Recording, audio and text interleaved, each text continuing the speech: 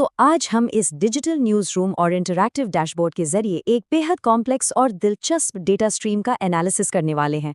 Rise to rivalry, चीन का भू राजनीतिक विकास, 19वीं सदी के एक कमजोर राष्ट्र से लेकर आज की ग्लोबल सुपर पावर बनने तक का सफर। बिना किसी बायस के सिर्फ प्योर डेटा और हिस्टोरिकल फैक्ट्स पर बात होगी, ताकि हम इस मैसिव ग्लोबल शिफ्ट की असली जमीनी हकीकत को समझ सकें। ओके, तो चलिए सीधे डैशबोर्ड पर नजर डालते हैं कि आज हम किन कालक्रमों को ट्रैक करेंगे।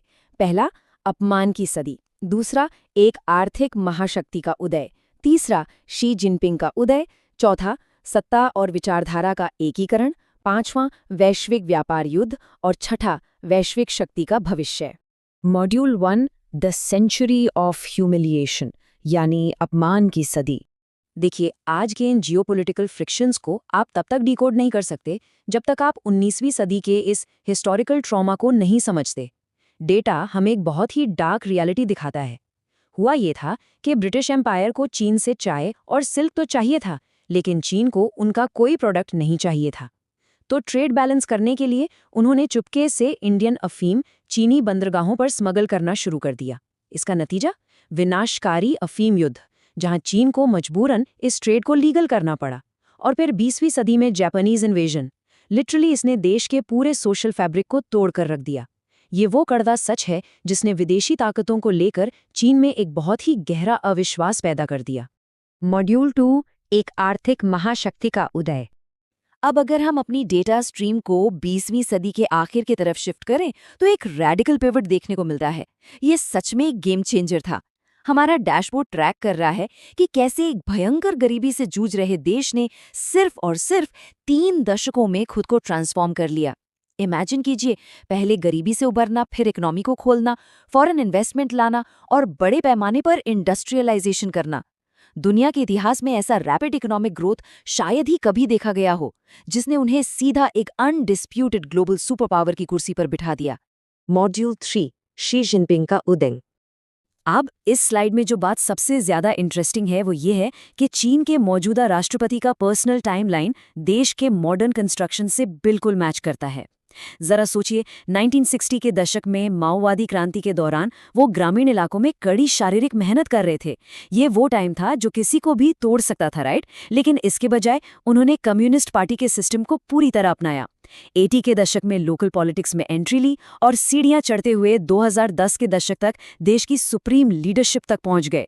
ये पर्सनल और नेशनल राइज की एकदम पैरेलल स्टोरी है। मॉड्यूल 4, सत्ता और विचारधारा का एकीकरण। टॉप ऑफिस तक पहुंचना तो बस शुरुआत थी। इसके बाद असली फोकस था स्टेट पावर और आइडियोलॉजी को पूरी तरह से सेंट्रलाइज करना।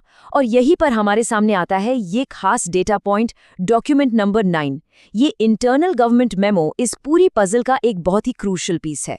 तो निष्पक्ष रूप से अगर देखें तो ये डॉक्यूमेंट नंबर 9 आखिर है क्या? इसे आप एक कॉन्फिडेंशियल इंटरनल ब्लूप्रिंट समझ सकते हैं। इसने चीनी कम्युनिस्ट पार्टी के विजन को क्लियर किया और वेस्टर्न डेमोक्रेटिक वैल्यूज जैसे कि फ्री मीडिया या सिविल सोसाइटी के खिलाफ एक बहुत सख्त वार्निंग दी। बेसिकली इसी मेमो ने आने वाले सालों के लिए देश के अंदर डोमेस्टिक कंट्रोल को टाइट करने का पूरा स्टेज सेट कर दिया था। और इस आइडियोलॉजिकल शिफ्ट का असर आप स्क्रीन पर फ्लोट हो रहे इन डेटा कार्ड्स में साफ देख सकते हैं। 1989 के तियानमेन स्क्वायर प्रोटेस्ट्स की लेगेसी ने गवर्नमेंट को हमेशा एक अलर्ट मोड में रखा है। इसी का रिजल्ट है कि हम शिनजियांग प्रांत में उइगर कम्युनिटीज़ पर जो सख्त नीतियां देखते हैं और हांगकांग के पॉलिटिकल स्ट्रक्चर में जो मैसिव शिफ्ट्स देखते हैं, ये सब उसी सेंट्रलाइज्ड कंट्रोल का ही आउटकम है। अब हमारे इस ग्लोइंग इंटरफेस पर एक बहुत ही अहम सवाल उभर कर आता है। जब एक उभरती हुई सुपर पावर इतनी स्ट्रांग हो जाती है तो वो एस्टैब्लिश्ड ग्लोबल ऑर्डर को कैसे चैलेंज करती है? जाहिर है, जब इंटरनल कंट्रोल पक्का हो जाए और इकोनॉमी इतनी विशाल हो तो पुरानी ताकतों के साथ एक्सटर्नल फ्रिक्शन होना तो लगभग तय ही है। मॉड्यूल 5, वैश्विक व्यापार युद्ध, यानी ग्लोबल ट्रेड वॉर। तो यहाँ सबसे क्रूशियल पॉइंट ये है, ये नंबर देखिए, 245%। ये कोई छोटा मोटा जंप नहीं है। ये वो पीक टैरिफ है जो प्रेसिडेंट ट्रंप के पहले टर्म के दौरान प्रेशर कैंपेन के तहत लगाया गया था। ये महज एक आंकड़ा नहीं है, बल्कि दुनिया की 2 सबसे बड़ी इकोनॉमीज के बीच एक सीधी और खुली आर्थिक जंग का सबूत है। हमारे चार्ट्स इस एस्केलेशन को बिल्कुल क्लियरली मेजर कर रहे हैं। बार 1 में यूएस टैरिफ प्रेशर है, उसके जवाब में बार 2 में देखिए तुरंत चाइनीज काउंटर टैरिफ आते हैं, एक के बाद एक मूव्स, और इसका and result bar 3 global market volatility. इस ट्रेड वॉर ने लिटरली पूरी दुनिया की सप्लाई चेन और मार्केट्स को हिलाकर रख दिया था। The whole world was feeling the heat. Module 6 the future of global power. और ये स्लाइड दोनों देशों के गोल्स को बहुत ही ब्रिलियंटली इलस्ट्रेट करती है। एक तरफ यूएस की स्ट्रैटेजी है जो एस्टैब्लिश्ड ग्लोबल ऑर्डर है उसे मेंटेन रखना, वहीं दूसरी तरफ चाइनीज स्ट्रैटेजी है साउथ चाइना सी के क्रिटिकल ट्रेड रूट्स पर कंट्रोल और ताइवान को लेकर उनकी एकदम क्लियर और मुखर एम्बिशंस। ये दो बिल्कुल अलग अलग वर्ल्ड व्यूज हैं जो सीधे आमने सामने हैं।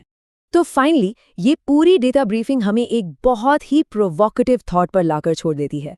19वीं सदी के वो गहरे ऐतिहासिक घाव जो हमने पहले मॉड्यूल में देखे और आज की ये अपार आर्थिक और मिलिट्री ताकत, क्या ये दोनों मिलके 21वीं सदी के सबसे बड़े ग्लोबल कॉन्फ्लिक्ट को इग्नाइट करेंगे?